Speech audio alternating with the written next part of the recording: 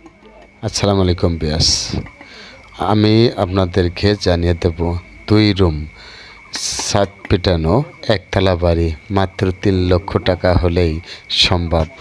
গরিব মানুষের স্বপ্নের বাড়ি হবে, নো টেনশন, ডো ভর্তি।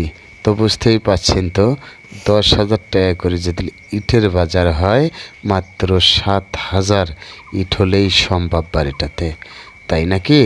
তো আমরা এইভাবেই হিসাব করব।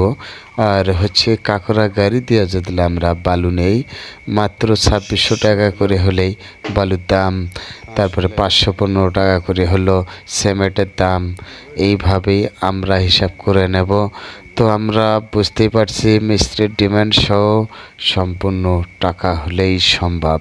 এইভাবে আমরা হিসাব করি 2টা রুম, ছাদ পিটানো বাড়ি, আপনার একতলা নিশ্চিত। এইভাবে আপনারা যখন কাজ করবেন 20 ইঞ্চি সোলিং দিয়ে এই